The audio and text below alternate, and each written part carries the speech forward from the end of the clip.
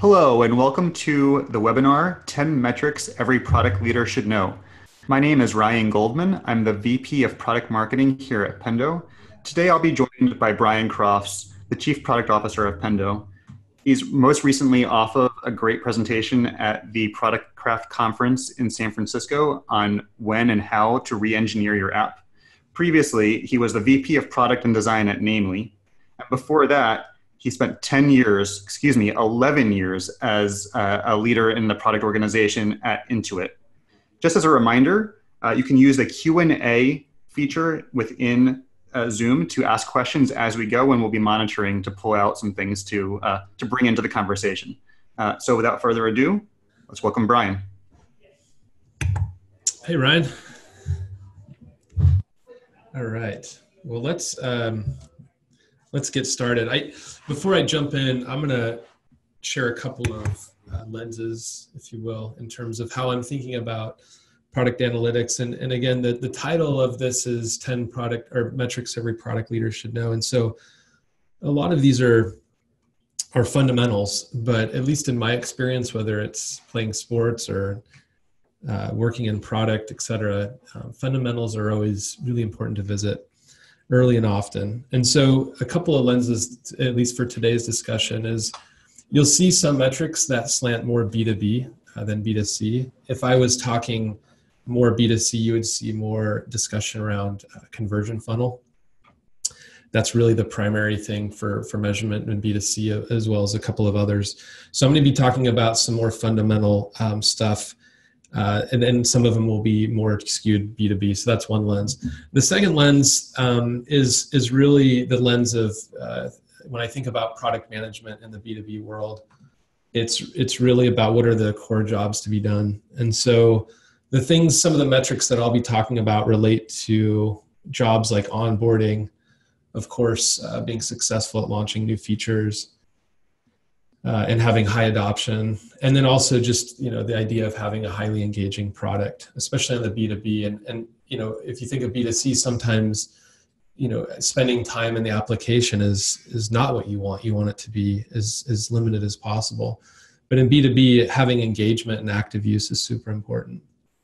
And then the last job to be done that I want to make sure we cover today is really about understanding sentiment, whether they're detractors, promoters. It's really important to understand and have systems in place. So those are the two lenses, a little skewed more towards B2B. Are some of the metrics B2C? Absolutely. But they're a little skewed to B2B. And then I'm really focused on these core jobs to be done. All right, so the first one is, I think is relatively well understood. We always refer to this internally and other places I've been as the stickiness metric. And it's a really simple calculation. At the end of the day, this is your daily active use divided by monthly active use. And the only way that I like to look at it is really thinking about it over time. So a rolling 30-day average, rolling 90-day average, depending on what type of product that you have. But I'm really trying to look for just a simple number that helps me understand of all the monthly active users who's coming there on a daily basis. And, the reason, if you kind of take a step back for a minute and think about really useful metrics, I think a couple of criteria have to be true. One, I think they have to be relatively well understood. So if I'm going into executive meeting and I'm going to talk about stickiness, I want to make sure it's relatively easy to understand. And I think this metric follows that. And then the second, in terms of an effective measure, I always try to think about, is this metric actionable? And I would say this one in particular, the action that typically follows is when you know the target you're shooting for is, well, how do we increase daily active use? And of course, that just isn't immediately actionable, but you think about bringing your team in together and thinking about, hey, the new goal is to increase daily active use. And how, why is that important first and foremost? But after you as a team determine that increasing daily active use is in fact important, what is it that you want to do to drive that? In some apps, for example, they're very focused on, it's an app that people rely on to do their core job. And so a daily active use isn't the measure, it's something different. But if you're building an app where you're trying to engage daily active use, this is a really good metric to look at. Hey, Brian. So Yeah. we understand that that this of all of the metrics we'll be discussing, this is probably the most straightforward, and it really is a matter of picking the right time frame. But then the other question is like, how do I know when to take action? Like, what is a good rule of thumb for setting like the right DAU and MAU threshold? Yeah. Yeah, I mean, I think like a lot of these, I think, to your point, it is straightforward, but I do think these invoke like a strategic, like they encourage strategic conversations with the team. Again, like why do you need daily active? Why is it important to increase daily active use? And then I think another is then, yeah, looking to understand what are the benchmarks or thinking about what good is versus great is.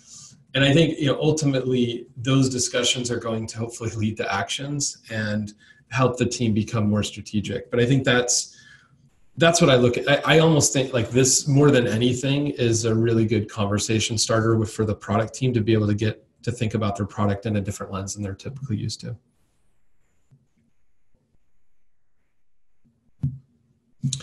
Cool. All right. Well, that's number one. I'm going to pick up the pace a little bit and go through the remaining.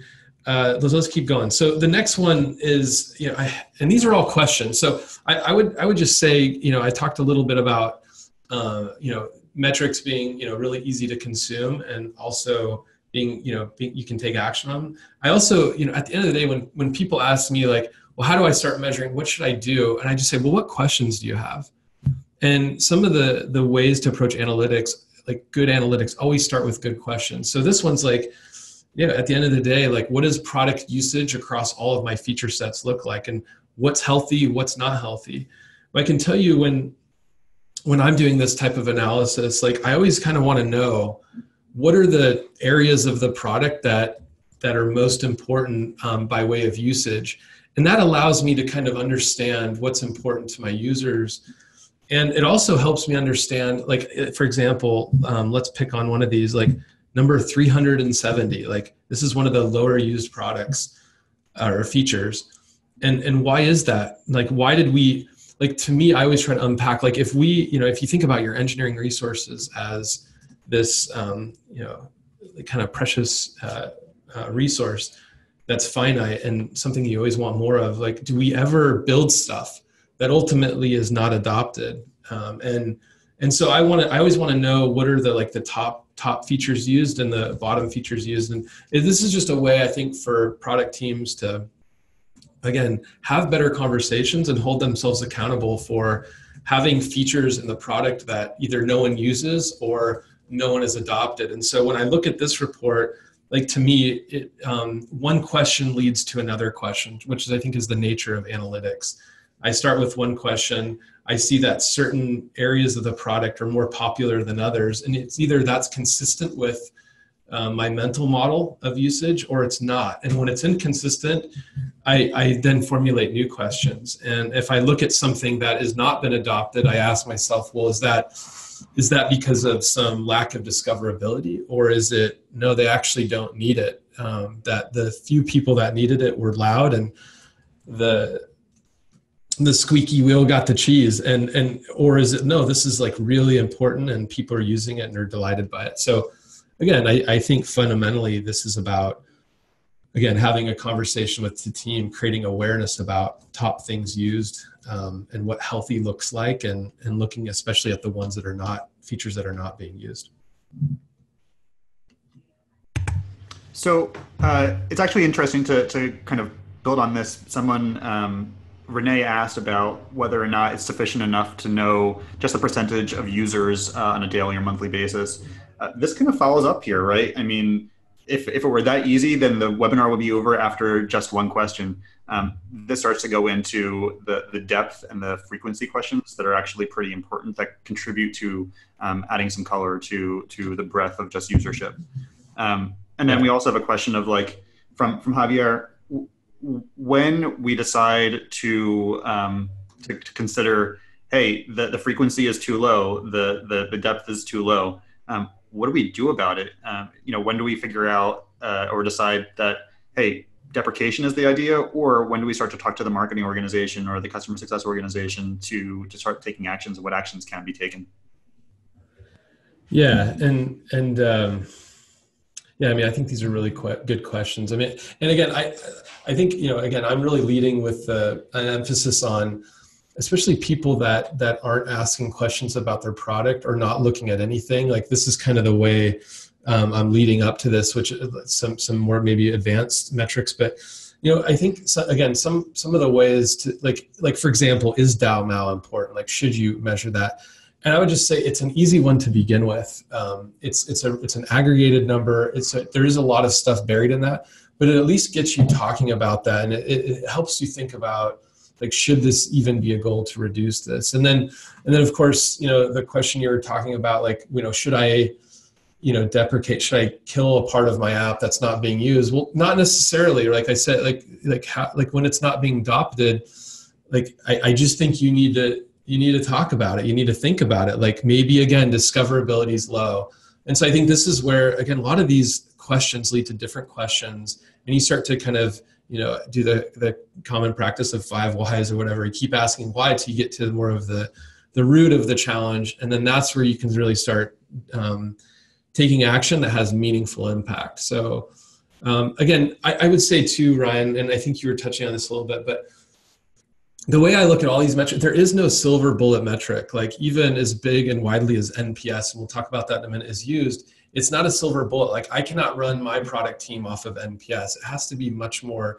There's so many layers to much more than just an aggregated number. And so the way I look at it, and even like at Pendo, the way we try to build our app is we always want to help you or encourage you to triangulate your analysis. So I might be looking at DAU MAU plus NPS plus, there could be a combination of things that, like, I rarely ever answer a question by looking at one lens or one metric. And so again, the spirit of these 10 metrics is, don't just pick one of them. I honestly think you need to look at all of them.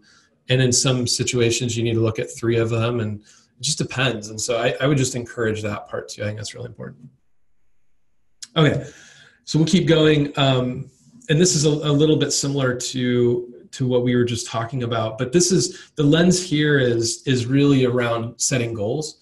So, going back to the resources, the resourcing challenges we always have as product people with having not enough, like, we rarely have enough engineers to build against our big vision that hopefully we all have. And so what's really interesting is to create this kind of these systems of accountability within your product team and with the rest of the organization. And I think this, again, creates really interesting conversations and discussions and debates.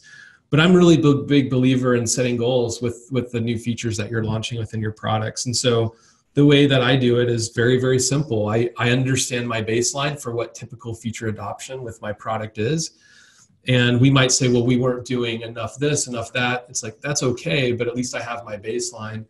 And then from there, I set a goal. So if it was, if I see it, like, there's really kind of two, this is what this image here is depicting. There's kind of two adoption phases that I look like. One is initial, because there was a lot of product marketing, a lot of word, a lot of noise about it.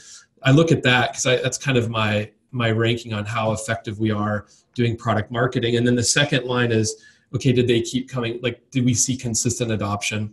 And we'll talk about, this is one lens to look at. There's also retention by cohort to look at. And again, I triangulate these. And so we'll talk about that one in a minute. But I'm really a big believer in setting goals. Even if you don't know exactly what the measure should be, like what the goal should be, just start and you'll start to build. And then there's you can do research to kind of figure out what the right benchmark would be when you set goals. But I would say if you're actually setting goals and actually measuring it, you're better off than probably 75% of all product teams, which is unfortunate, but I think it's true. Okay, Ryan, any questions on this one? If not, I'm going to skip to 4. Let's move on, bud. Okay, cool. All right, so I guess we stole a line from the first one, but this is still building on the feature sticky, but this really looking at a different lens on this one. This is what I was mentioning before. I like to look at adoption in the aggregate, and then I like to look at feature adoption by way of retention by cohort. So what does that mean? It means that there's a group of customers in week one that use the product for the first time. And the idea is to measure that group of customers over time with the same cohort. And the idea with this one, and it's very similar to like a conversion funnel if you're looking at B2C, but you're looking at it by cohort, whether it's conversion or retention rate. What you're basically trying to measure is as you've learned more about the behavior of users, and whether it's behavior of users, whether it's discoverability in your app, whether it's the product marketing message, you're going to continue to dial that in, and you're going to be able to see what types of things or what types of products really keep retention up high. And again, this is also really important to triangulate daily active use with this, because if I have a high DAU MAU, it means that a lot of people are coming in more of on a daily basis, versus if I skew like on the number, again, these are all made up numbers, but if I'm skewing in the 20s, I probably have more of a monthly product, and that lens will help you when you're looking at your retention. It'll help you set your goals and kind of know where you're at. If you're trying to move from like a monthly usage app to a daily usage app, again, that brings back the conversation and debate about what you can do as a team and as a product to increase that. Maybe everybody goes to your product to do more strategic stuff. Maybe you need to increase more transactional value. Maybe some people require your product to use your product just to do their job, and so then you're focused more on how do I delight them, or how do I make things more efficient. So a lot of the answers to these questions is it depends. It depends on your vertical, your industry, your typical adoption, your customers, their behavior, etc. So Brian, whenever I talk to product marketers, I always encourage them to think a little bit more like a product manager and ask why, how, and what of every piece of input, every new idea.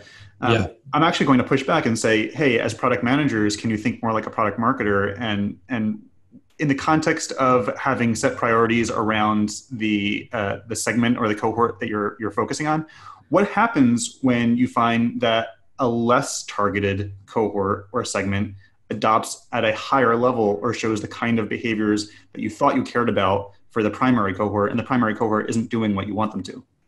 Yeah, well, I would say if product marketing is thinking that way, then I think your pushback is right, which is we need to think, product people need to think more product marketing. I think so. This is like the way I think about that, which is I love that stuff. I think I hope every product manager out there, when they sees some behavior, especially like that, where you don't always get stuff that skews like that, but when you see something skew where a non-targeted persona is adopting and loving a new, that to me, I feel like is a surprise, and it's a surprise you need to savor and think about what that means. I'll give you a quick example. So as you mentioned, I worked at Intuit, and one of the very first products at Intuit, or the very first product, was Scott Cook's invention around Quicken, and Quicken is all about personal finance management, and it came from him observing his wife doing the bills on the kitchen table and how much paper there was. And this is back in like 83. And he just felt like there's got to be some better way to do that. And so then he started Quicken. And one of the things that they noticed was exactly the situation where the non-targeted persona, so their target persona, you would say, is it's a consumer product, and then those interested in managing their bills online. Well, what had happened is they started to see their data skew towards small businesses using Quicken because it was so easy to use to aggregate all of your finances in one place. So they saw that data, as you described, a non-persona using a feature or a product, and it's spiking. If they would have just ignored it, there would be no such thing as Intuit QuickBooks. But what they saw was this need that small businesses had that wasn't being addressed in the market, and so they created a new product. So, for example, one of the things just, at Pendo, we talk to product management a lot, but what we see is a lot of customer success people use our products. And so we're actively talking about, and by the way, one of the worst things you can do is start to build a product that serves two different personas or two different people. So we don't, even though people benefit from it, we have to be very clear about who we're building for. And so, I think as time goes on and we start to see more of that data, we're going to savor that surprise and say, gosh, people in this industry love our product. We should talk about that. And so I would just say, yeah, I think you're absolutely right. We need to think more like product marketing. We need to think about the market. We need to be agile. We need to, listen to the data.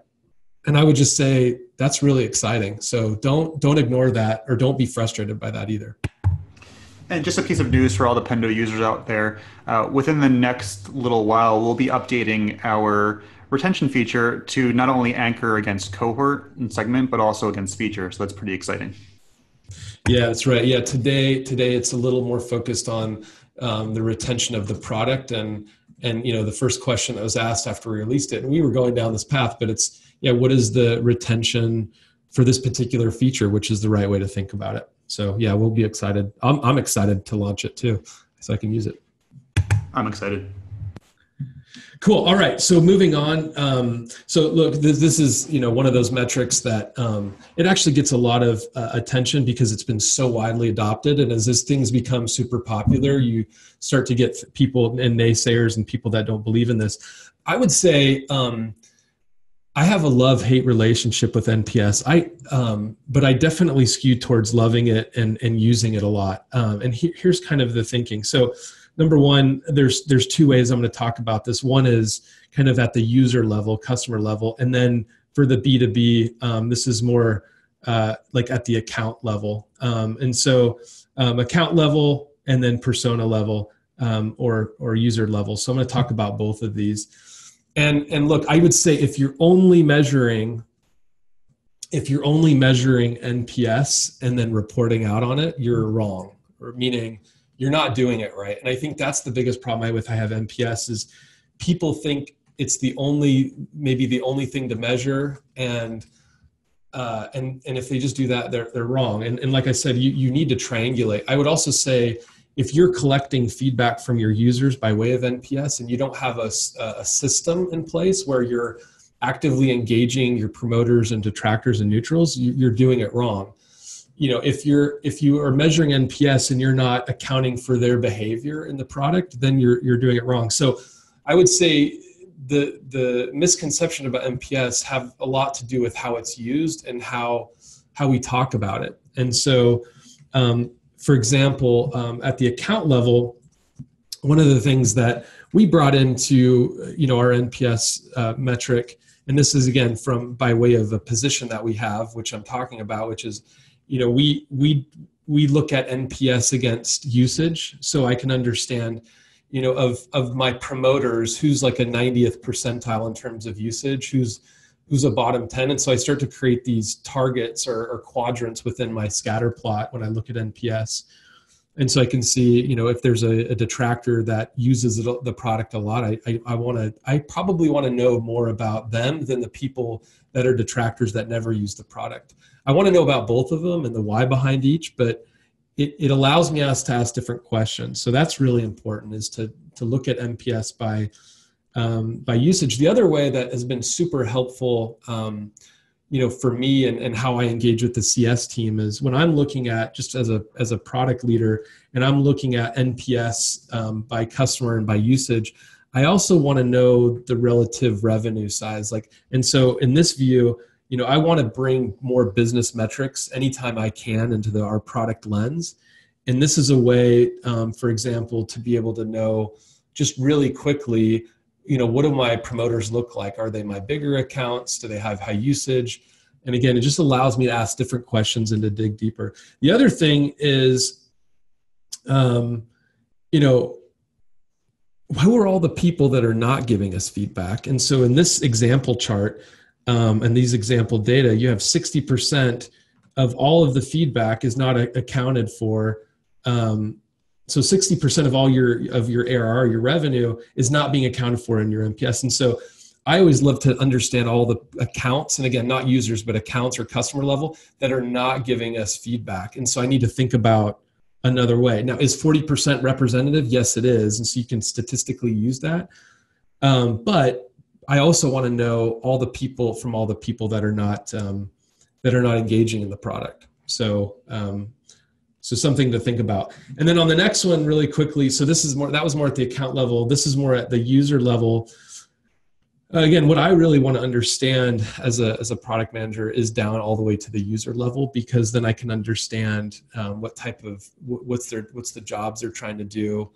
And I can engage them. I think the other thing that's, one of the things that we do that I would consider a best practice, which is, on our Slack channel, we have, hashtag NPS, and everybody in the company can subscribe to it. What happens is real time, we get the NPS scores because we have a native integration with Slack. So as soon as we get an NPS score, it comes into that channel. And what's really interesting is not the data that comes in. Of course, that data triggers something, but it's really easily consumed. People see the reaction, whether it's a promoter or detractor. And then we have people across product and CS and sales and our executive team engaging. And if it's a detractor, we're talking about the why and who's going to take this next step to follow up. It's very, very active channel. The only thing we don't do is when there's a promoter, we don't do much. We just go to the next one and look for if there's ever, like a detractor, because we're focused on wanting everybody to be a promoter. But with those promoters, we try to leverage them and have them, give recommendations on G2 or other channels. So we try to leverage promoters. And again, very active channel. And I feel like we're doing it right. Are we perfect in how we do NPS? No. But we've got some really good systems. So that is NPS. Okay, next one. So this is my last kind of product metric, specific product metric, and this is one I would say that I think this has been a challenge my whole PM career, and it's one that I've had more success in for B2C, and I'm trying to bring that success that I've had in B2C analytics and bring it into B2B. But what I'm really looking for is more and more leading indicators. And one of the things that we've been talking more at Pendo is how to, not only we, but how do all the people that use our product in product teams, how do we become more product led? And product led is not being led by the product team. I think it's the opposite way. I think it's product people thinking more about the business. And so what I want to know, what I want to hear from my product managers is I want them to describe the investments that they're going to make that are really going to drive business outcomes. And the way that they drive business outcomes is by creating a product that delights the users. But more specifically than that, I want to know, when a new customer joins, what are some of the things, the activities that they're going to need to do to be able to renew or expand or get that business outcome that we're wanting. So I would say the reason why I have this, if you read this, it's a little bit more generic, and then there's an example that we have that we're starting to see, but I would say it varies so much from company to company in terms of what your leading indicators are. The way I like to think about it is ultimately trying to understand what is the benefit of your product and then simply trying to measure that. And so, I would encourage everybody to think about what are the leading indicators of their business, and then how do they measure them? And in this case, we really want to understand what are the leading indicators that occur during onboarding experience that turn into really great business outcomes. So just encourage you guys to analyze and discuss that as a team. So, hey, Brian, how actively do you think PMs need to address the other surfaces for driving leading indicators? Do you think that product managers should go as far as thinking about proactive customer support and service beyond just the service of the app? Yeah, I mean, so the short answer is yes, I do. But I think and again, it all depends on where the different teams are at in terms of kind of maturation and business acumen. I think the reality is if nobody's looking at that, then the PM should. I mean, meaning the PM should really look at their the area of the product that they're working on or a product that they're working on, and really trying to understand not just their product, but what's the overall experience. And if there are levers outside of the core product to be able to delight a customer, they should think about that. And now, if you're on a high performing cross-functional team, hopefully that you're in a place where anybody can bring up these ideas and you're able to go implement them because you're all interested in the user experience. But I would say if you're not on such a team, and we all are on different, a variety of different teams, then absolutely I would encourage PMs to think that, because that really kind of shows that those three disciplines of product management, which is kind of the business acumen, the advocacy for customers, and the understanding of technology. Okay, cool. So I'm gonna keep moving here. So this is, again, just I'm framing all of these in terms of questions. And the next one is, do users want the same thing from the product? In other words, how do I understand at a scalable way? Because I can tell you about how to do a lot of customer research, and that's probably a totally different topic. But I always like to try to think in terms of systems and of scale. And so as you continue to grow your customer base, or if you already have a large customer base, how do you tap into that knowledge, and how do you engage with those end users in a scalable way? And so the way I like to think about this is, how do you know what customers want? And again, we could debate, like, if you asked a customer about the car, whatever, what they say, they want more horses. Like, I totally get that, but engaging your customers to understand their pains and their frustrations, and sometimes, just hearing exactly what they want, that absolutely can lead to a better product. But it's just uninput, and so every product team that I've met has a different way of prioritizing. So I never get into let me tell you how to prioritize your roadmap or your backlog business. I think that's kind of tough. But I do want to create systems that scale for you to engage with your end customer. And some systems have you vote on different features and functionality. There's a lot of ways to engage, but at the end of the day, I want a highly engaged user groups that have channels to be able to engage with me, so that we can have better conversations, or so we know, for example, when we're getting ready to work on a feature, I know exactly who to go talk to. Or if I want to launch a beta, I already have a team or a group of customers set up. So again, it's just a way. I think you just need to think about a way of how you're measuring and capturing what your users want. Okay. So actually, I have a quick question on this. Yeah, right. Brian. Yeah. So in terms of being able to collect the right kind of data, I understand that there are all kinds of ways beyond just the quantitative. We think about the qualitative as well. But what about like the messy data that comes from like customer support tickets and things like that? Yeah, well, I mean, I think you said it right, which is it's messy. And I think a lot of, I'll tell you, in my experience, the thing that frustrates me the most is when people are trying to create systems and then they spend more time on the systems than the actual solving the problem. Like, just pick up the phone and call, but I do think in a lot of organizations, it really is important to have a system and have something so the idea is, you keep it simple. And then as you keep it simple, there is this messy part that comes up. And I think I kind of always thought about it this way, which is, garbage in, garbage out, in terms of, if you don't think about who your front line is, and if you don't think about how to train, you think about all the training that happens and the coaching and the context that was provided for all different areas of the business. And so the way I think about it, whether it's a frontline person reporting a bug, whether it's a frontline person, hearing from customers and seeing their pain, frankly, and then being able to share it with a team that can actually read it. I just think that's super valuable. And so, I just think, you have to have some system. I would say keep it simple,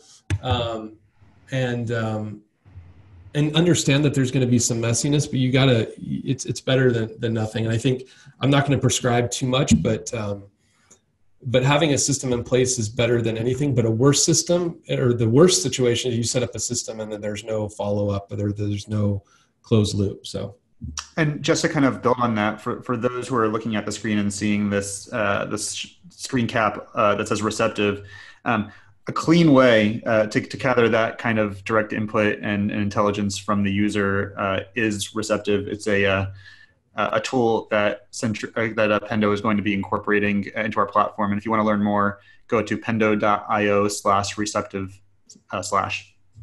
Yeah, and Ryan, one of so this, yeah, I would say this is, we felt like this was a space that is really important at scale, as I was talking about, and we're going to put a lot of effort into this to make it so that it's not a huge burden to maintain, right? That it's about going there and getting those transactional insights that I was talking about earlier. So it should be fun.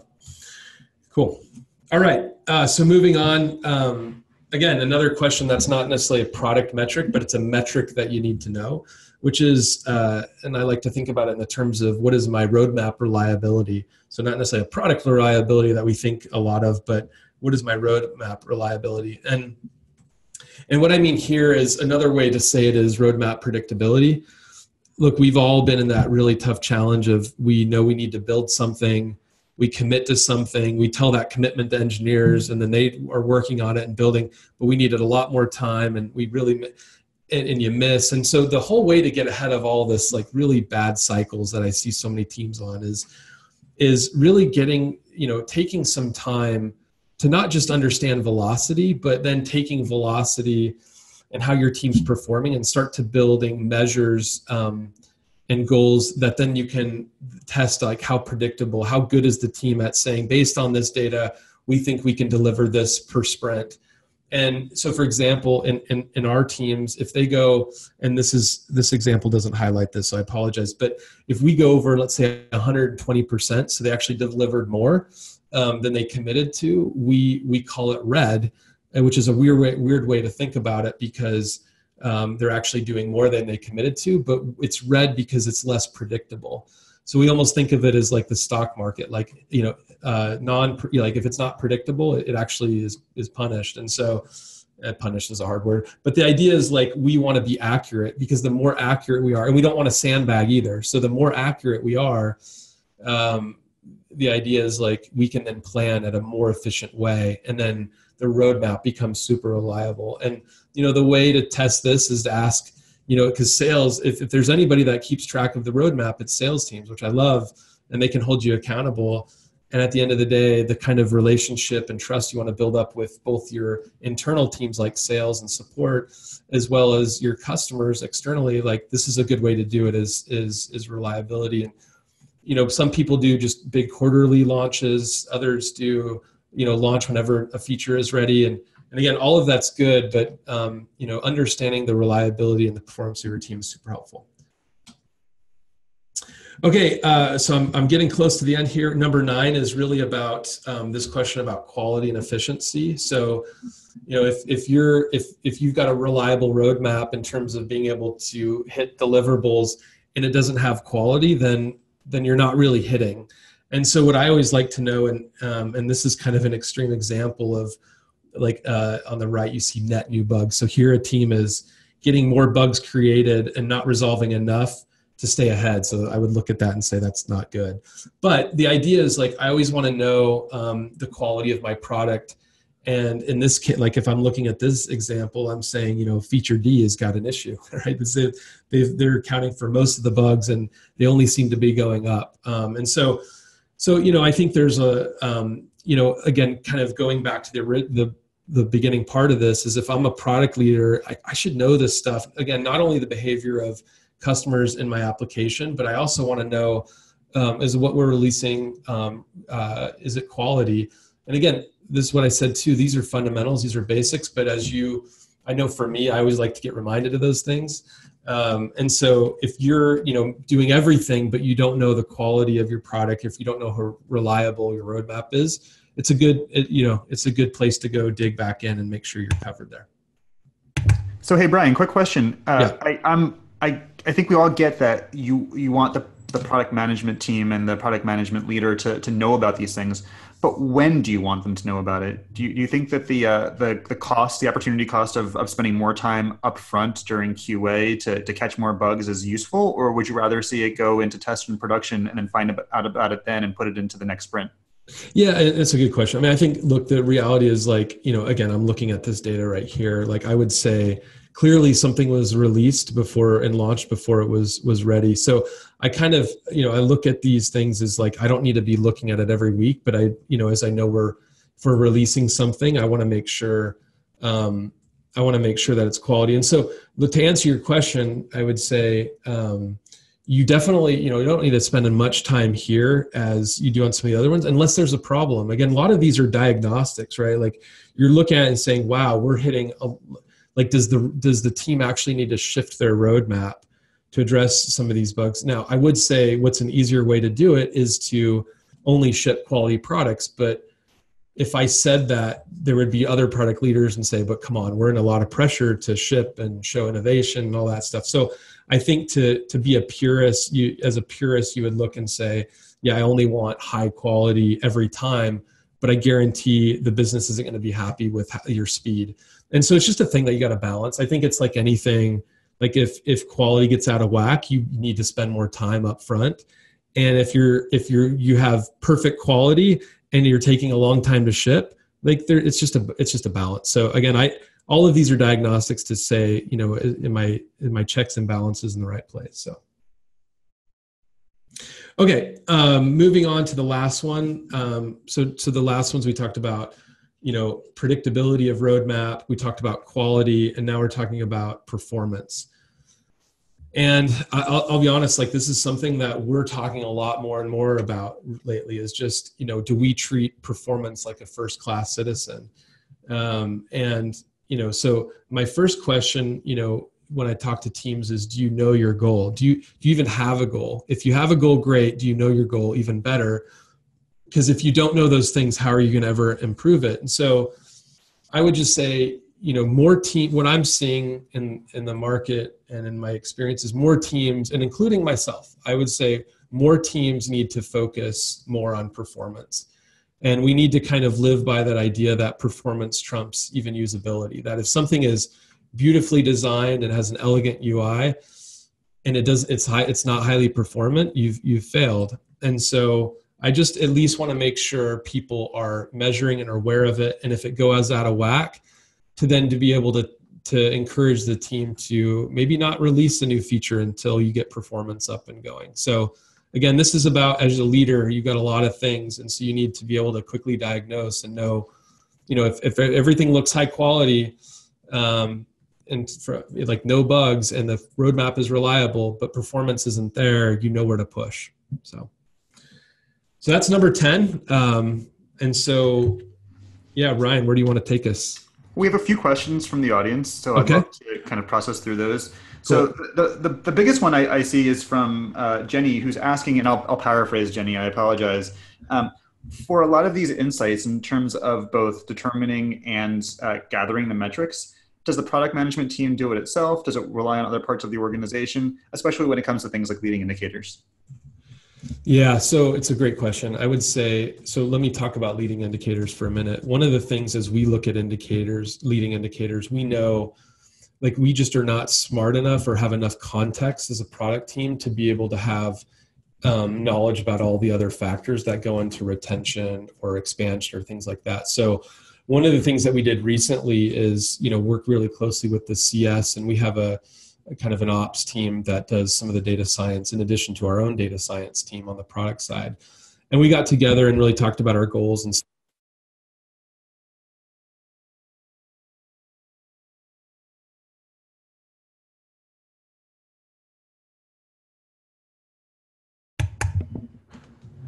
can you hear me now? Sorry, I think something cut off. We're good? Okay.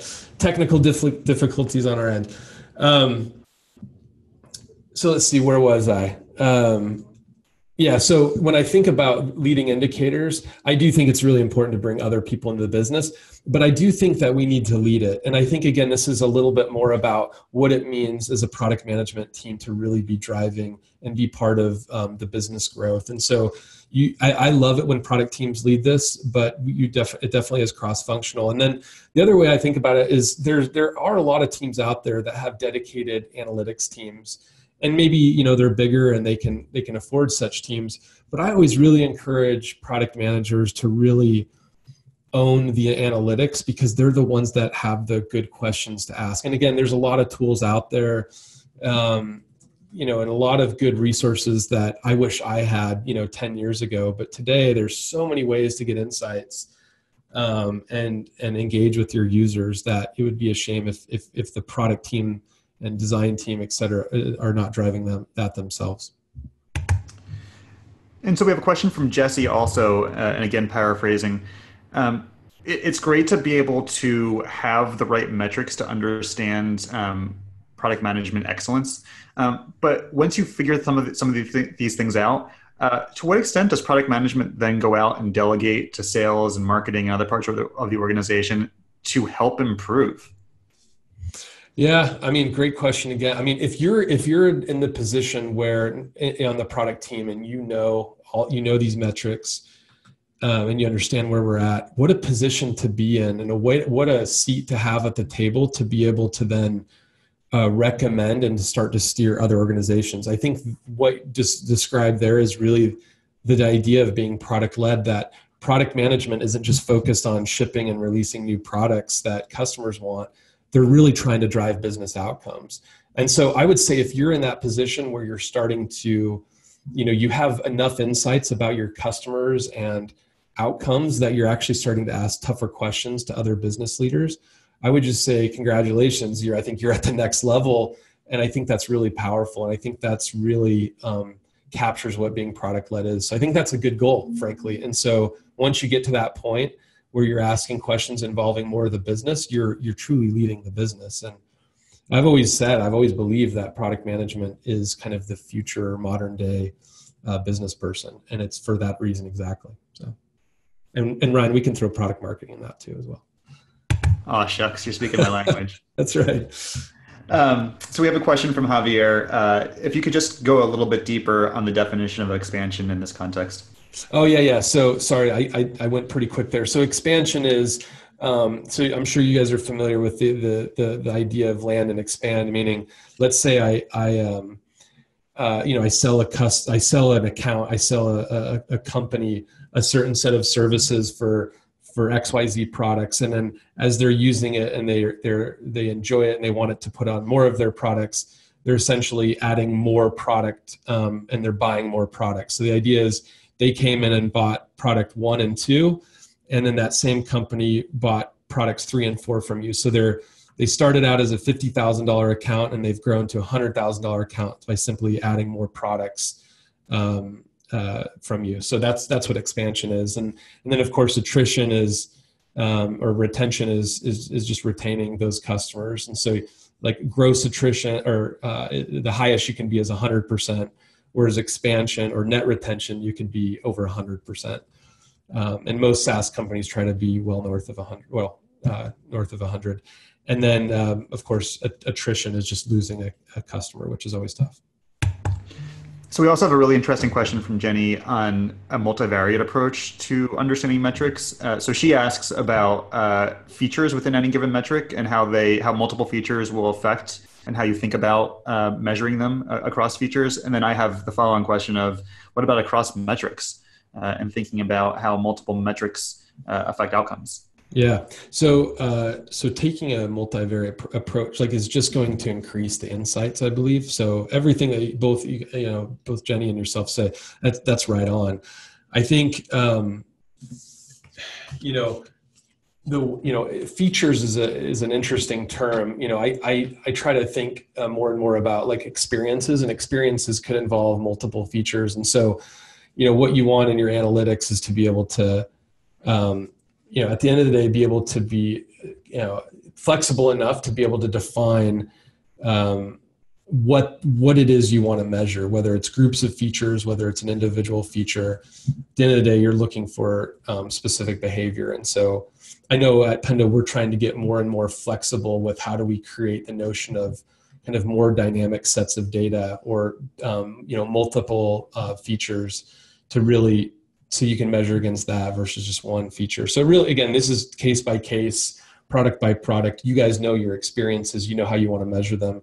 And then I think to your point, Ryan, I think, especially in B2B, we're going to see more and more, we need to have more and more understanding as, people move from web to mobile. Like, for example, where do they I always love to know, where, if you have a web and mobile product, where do they overlap? What features are being used equally on mobile and web, and is that a surprise or is it not? And then I always like to know what types of features are people using that are only on the mobile, and why, and same with web. And I think that's really, really powerful. And then especially as you start to move into a portfolio of apps, how do you see certain behaviors happening in one that are highly correlated with that customer being successful in another feature? And it turns out that customer isn't using that other feature. And so you start to get into recommendations and discovery and really start to expand kind of opportunities within a customer. So super important to be able to do that. And I'll reiterate that this is really top of mind for everyone at Pendo, and use this as an opportunity to plug two of our upcoming webinars, both with our friends at Looker and Fivetran. We'll be talking about specifically this topic, how you take product data and make it more useful, and think about how product data can actually affect your business decision-making and then take action on that information.